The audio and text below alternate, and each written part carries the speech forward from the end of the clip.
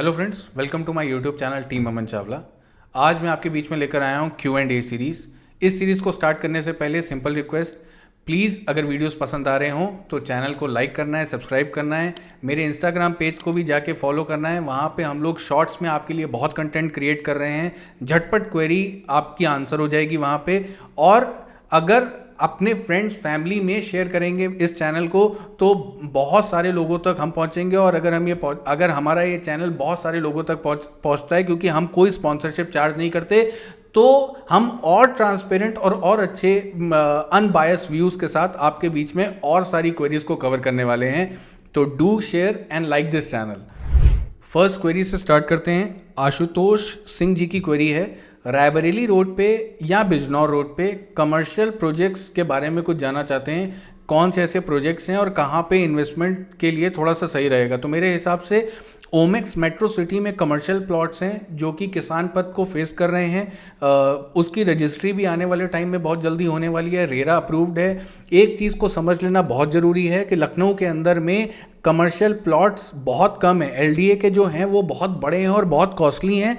तो अगर ऐसी अच्छी लोकेशन पे जहाँ पे अगले 8-10 साल में आपको अच्छा फ्यूचर दिख रहा है, अच्छी रेंटल वैल्यू दिख रही है, तो आपको ज़रूर उसमें परचेज करना चाहिए। मेरे हिसाब से ओमेक्स मेट्रो सिटी पहला चॉइस होगा। और सेकेंडली, अगर थोड़ा छोटे में जाना चाहते हैं तो डीएलएफ गार्डन सिटी के अंदर शॉप कम ऑफिस स्पेस के तरीके से 25 से 30 लाख या 35 लाख की रेंज में आपको प्लॉट्स के ऑप्शन मिलते हैं। लेकिन अगर बजट कम है तो डीएलएफ एससीओ की तरफ जाएं। अगर आपका बजट 70 लाख 80 लाख के आसपास है तो आप ओमेक्स के प्लॉट्स को कंसीडर कर सकते हैं, एक अच्छा ऑप्शन है। और कभी भी कोई कमर्शियल प्रॉपर्टी खरीदें तो इमीडिएट रिटर्न के हिसाब से मत खरीदें, उसके साथ कोई भी कमर्शियल इन्वेस्टमेंट करें जो अच्छा हो। मैं श्योर रिटर्न्स वालों की बात नहीं करता, उसको मैं कमर्शियल कंसीडर नहीं करता।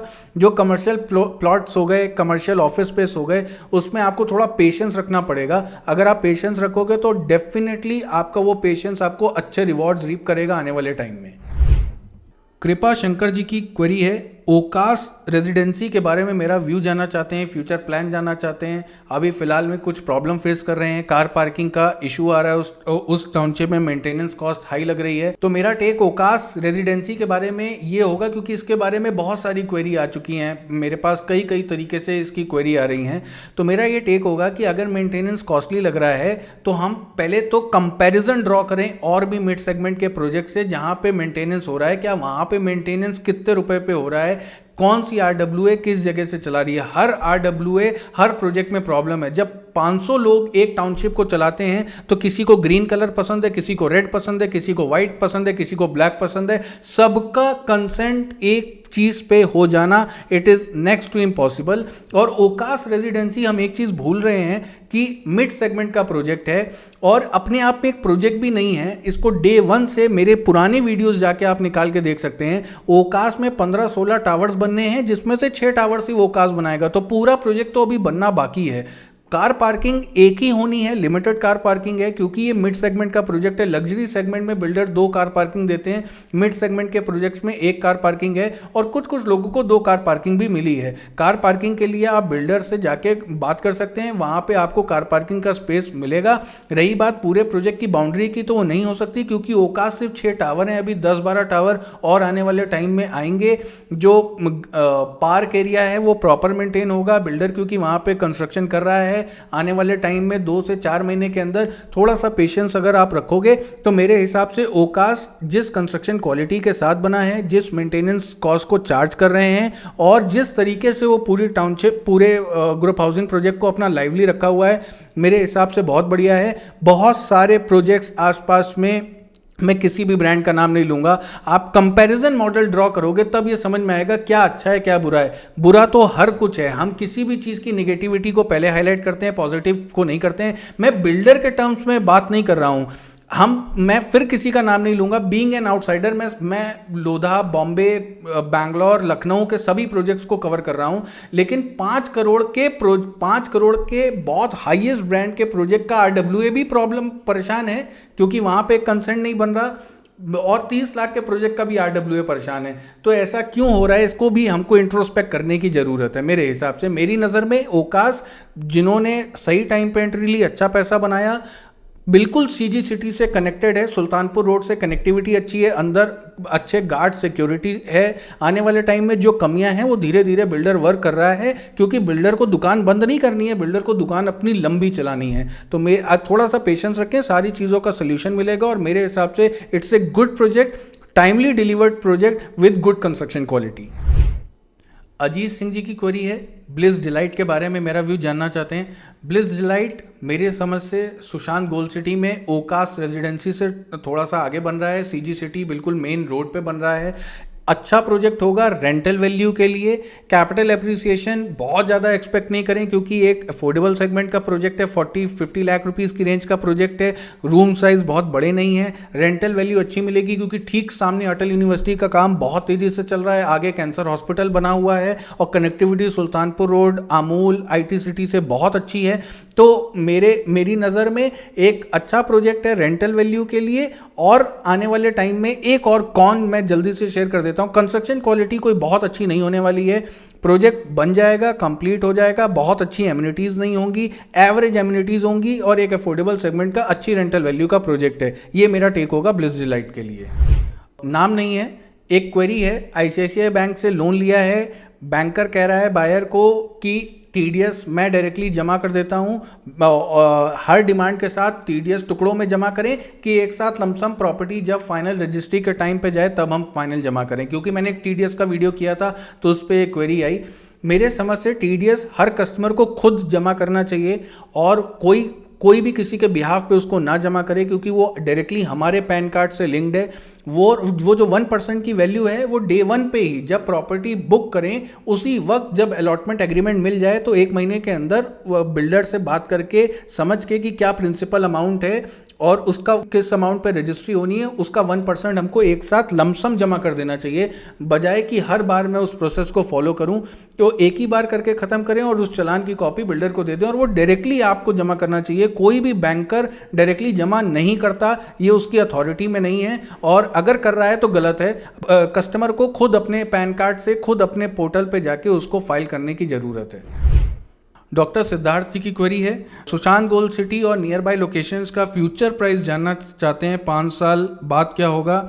एम्स दिल्ली में वर्क करते हैं, प्राइसेस पिछले 2 साल में बहुत ऊपर गए हैं, उसका एक रीज़न जानना चाह रहे हैं। तो मेरा टेक ये है, पिछले 2019, 20, 21 में रियल एस्टेट का डिमांड अचानक से यूं ग्राफ ऊपर गया है, इस वजह से प्राइसेस ऊपर गए हैं। अभी प्राइसेस थोड़ा सा स्टेबल हैं, आने वाले टाइम में यही प्राइस मेंटेन रहेगा। अगले 2-3 साल के बाद मुझे लगता है एक साइकिल फिर से प्राइस ऊपर का अपवर्ड मूवमेंट आना चाहिए। अभी बहुत अपॉर्चुनिटीज़ हमको सिलेक्टेड हम चूज़ करके बताते हैं। जैसे अगर मैं सुशांत गोल्ड सिटी की बात करूं तो बहुत लिमिटेड प्रोजेक्ट्स हैं जिनमें अभी भी रिटर्न बन रहा है या बन सकता है। बहुत सारे प्रोजेक्ट अपने प्राइस से इतना आगे निकल गए हैं कि मुझे नहीं लगता कि एक अच्छा रिटर्न, एक अच्छा ROI जनरेट करके दे पाएंगे। और अगर हम इसको इस नज़र से भी देखें कि लखनऊ से कनेक्टिविटी अयोध्या, अगले 1 साल में मुझे लगता है अयोध्या एक बहुत बड़ा मेजर रोल प्ले करने वाला है लखनऊ के ओवरऑल डेवलपमेंट में। एयरपोर्ट से कनेक्टिविटी सुशांत गोल्ड सिटी की 10 से 12 मिनट के ड्राइव टाइम में आप एयरपोर्ट पहुंचते हो। हजरतगंज से कनेक्टिविटी अच्छी है, सोशल इंफ्रास्ट्रक्चर बहुत अच्छा है, मॉल्स आसपास में हैं, बहुत स्कूल्स आ गए हैं, कोचिंग सेंटर आ गए हैं, छोटी ग्रॉसरी शॉप्स आती चली जा रही हैं, मेडिसिन मार्केट, मेडिसिन फार्मा की कई शॉप्स आ गई हैं। तो ओवरऑल बहुत चीज़ें इंप्रूव हो रही हैं। तो अगर मेरे घर के आसपास मुझे पार्क भी मिल रहा है, अच्छे स्कूल्स मिल रहे हैं, अच्छे हॉस्पिटल, हेल्थ सेंटर मिल रहे हैं, चौड़ी वाइड रोड्स मिल रही हैं, ग्रीन एरिया मिल रहा है, कनेक्टिविटी एयरपोर्ट से बहुत अच्छी है, कनेक्टिविटी गोमती नगर, इंदिरा नगर से बहुत अच्छी है, कनेक्टिविटी मेन CBD हजरतगंज और विभूति खंड गोमती नगर से बहुत अच्छी है। तो मैं मतलब डेफिनेटली रेट्स मेरे हिसाब से लखनऊ के रेट 2019 तक अंडर परफॉर्म किए हैं। 2019 से 21-22 में रेट वो सडन मूवमेंट जो आया है उसकी वजह से लग रहा है बढ़ गए हैं, लेकिन मेरे हिसाब से अभी सुशांत गोल्ड सिटी की अगर मैं बात करूं बहुत स्ट्रॉन्ग पोटेंशियल है, चाहे वो प्लॉट हो चाहे वो अपार्टमेंट्स हों। अगर अच्छे बिल्डर के फ्लैट्स हैं और अगर प्लॉट्स हैं तो मेरे हिसाब से अभी जो भी प्राइस चल रहा है अभी 40-50% का और अभी मूवमेंट आना चाहिए अगले 3 या 4 साल के अंदर, अच्छे प्रोजेक्ट्स या अच्छी लोकेशंस की मैं पर्टिकुलरली बात कर रहा हूं। और एक और चीज़, लखनऊ के अंदर में एक चीज़ को समझना बहुत इंपॉर्टेंट है कि सप्लाई कम है, डिमांड ज़्यादा है। ऑल ओवर गोरखपुर, गोंडा, बलिया, हरदोई, शाहजहाँपुर, बरेली, कानपुर, इलाहाबाद, हर जगह, रायबरेली, हर जगह से लोगों का डिमांड है। और लखनऊ के अंदर में बड़े प्लेयर्स कम हैं, तो जो प्लेयर्स हैं वो डेफिनेटली, और लैंड कॉस्टली, अगर एलडीए के ऑक्शन को जाके अगर हम निकालेंगे तो हमको समझ में आएगा कि लैंड कॉस्ट अगर ऊपर जाएगी, लैंड कॉस्ट बहुत ऊपर है, तो बिल्डर जब लैंड महंगी खरीदेगा, मटेरियल महंगा है, तो थोड़ा सा ऊपर रेट तो आने तय हैं। और बाकी क्योंकि प्लेयर्स कम हैं, वो भी एक फैक्टर है जिसकी वजह से उनको पता है कुल मिला के 4 या 5 अच्छे प्लेयर्स हैं, तो वो रेट उस हिसाब से अपना सेट करते हैं। अगर यही 20 प्लेयर हो जाएंगे तो वो थोड़ा सा हेल्दी कंपटीशन होगा, क्योंकि अभी प्लेयर ही 4-5 है, डिमांड बहुत ज़्यादा है, इस वजह से भी रेट थोड़ा सा लखनऊ का ऑन हायर साइड है। और अभी आने वाले कुछ दिनों में मैं पर्टिकुलर एक वीडियो करूँगा जिसमें मैं ये और बेटर तरीके से समझा पाऊँगा कि क्यों लखनऊ में रेट्स थोड़ा सा अपवर्ड मूवमेंट है, और we as a customer and user investor हमको क्या करना चाहिए और किस तरीके से अपना अगला मूव प्लान करना चाहिए लेने के लिए। गर्वित जी की क्वेरी है, मैंने एक वीडियो किया था रियलिटी बस जिसमें मैंने अमरावती आईटी सिटी और आईफेल विवासा को न्यूट्रल रेटिंग दी थी, तो वो जानना चाहते हैं ऐसा क्यों है और अमरावती आईटी सिटी फेज़ 1 का फ्यूचर कैसा है। मेरे हिसाब से अमरावती आईटी सिटी फेज़ 1 का फ्यूचर बहुत अच्छा है, प्लॉट्स हैं, गोमती नगर एक्सटेंशन में हैं, काम चल रहा है, बहुत अच्छा फ्यूचर है, अच्छे रिटर्न्स आएंगे, अच्छी अप्रिसिएशन मिलने वाला है बायर्स को, और जो लोग रहने के पॉइंट ऑफ व्यू से देख रहे हैं उनको टाइम लगेगा पूरी बड़ी टाउनशिप है बनते हुए, लेकिन जब भी बनेगी तो एक बड़ी अच्छी खूबसूरत टाउनशिप निकल के आएगी।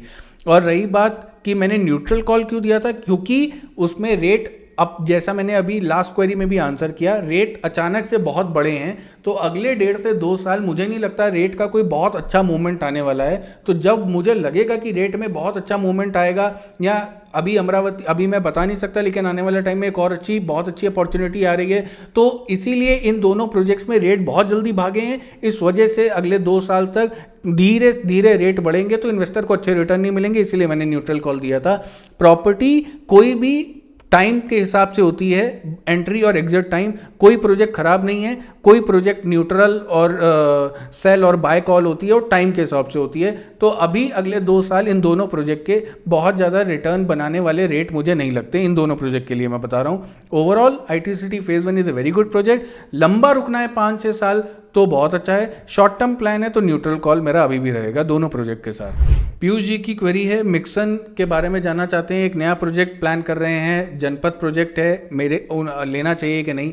मेरे हिसाब से इस तरीके के प्रोजेक्ट लखनऊ में सक्सेस होना बड़ा मुश्किल है, कोई भी प्रोजेक्ट इस तरीके का लखनऊ में मुझे बहुत सक्सेस नहीं दिखता, हुआ ही नहीं है अब तक। लुलु पास में हो, फिनिक्स प्लासियो हो, अभी एक बहुत बड़ा और मॉल की प्लानिंग चल रही है, जब इतने बड़े बड़े प्लेयर्स हैं तो कोई इस तरीके के प्लेयर, लुलु नहीं बुला पा रहा है फुटफॉल इस समय। 2023 दिवाली, लुलु अपने वाउचर्स, कूपन कोड्स निकले हुए हैं कि अगर आप आइए इतना शॉपिंग करिए, शहर भर में होर्डिंग लगे हैं, इवेंट्स होते हैं बड़े बड़े, फिनिक्स पलासियो बहुत बड़े इवेंट होल्ड करता है, क्यों? फुटफॉल बुलाने के लिए। तो जब वहाँ फुटफॉल आएगी तो जो अंदर ब्रांड्स हैं, स्टोर्स हैं, जो स्टोर ओनर्स हैं, ब्रांड ओनर्स हैं, फ्रेंचाइजी ओनर्स हैं, उनको कुछ बिजनेस मिलेगा। तो ये मॉल्स जब नहीं खींच पा रहे हैं फुटफॉल, तो आने वाले टाइम में इन एक और दो मॉल अच्छे आ जाएंगे इस एरिया में, उनसे कैसे ये सब ब्रांड्स भिड़ेंगे। तो इसीलिए मुझे ये प्रोजेक्ट जो हैं ये बिल्डर के लिए अच्छे हैं। 25 लाख 50 लाख रुपए में बेचो 50% लोडिंग के साथ, कल को उन शॉप्स पे, उन ऑफिस स्पेस में कौन आके यूज करेगा, इस पे अगर कोई क्वेश्चन करेगा, इसका कोई आंसर बताएगा, तब मुझे ज़्यादा वाइबिलिटी समझ में आएगी। क्योंकि 50 लाख में कमर्शियल मिल जा रहा है, पैसिव इनकम दिख रही है, 25,000 किराया मिल जाएगा, ये होने वाला नहीं है, ये इतना आसान नहीं है। इसीलिए कमर्शियल अच्छा लें, बड़ा लें, पैसा ज़्यादा खर्च होता है लेकिन वो स्ट्रांग होता है। 25 लाख 50 लाख 60 लाख वाले कमर्शियल्स बहुत टफ हैं, और मुझे कोई भी डीएलएफ जैसी कंपनी का प्रोजेक्ट सक्सेस नहीं हो पाया, तो बाकी ब्रांड्स तो भी बहुत पीछे हैं। आनंद जी की क्वेरी है, एलजेके वास्तव पे मेरा व्यू जानना चाहते हैं। मैंने एलजेके वास्तव कई बार अपने वीडियो में कवर किया है, एक बार मैंने पूरा ही वीडियो उस पर कवर किया है। बहुत सारी चीज़ें इस प्लेटफॉर्म पे खुल के नहीं हो सकती। मैं लाला जुगल किशोर वास्तव में 2 या 3 ही यूनिट सेल किया हूँ, मैं बहुत ज़्यादा लाला जुगल किशोर को प्रमोट नहीं किया। मेरे अपने कुछ रीजंस हैं मैनेजमेंट को लेके, उनके ओवरऑल प्लानिंग को लेके प्रोजेक्ट रेरा अप्रूव्ड है, बन जाएगा।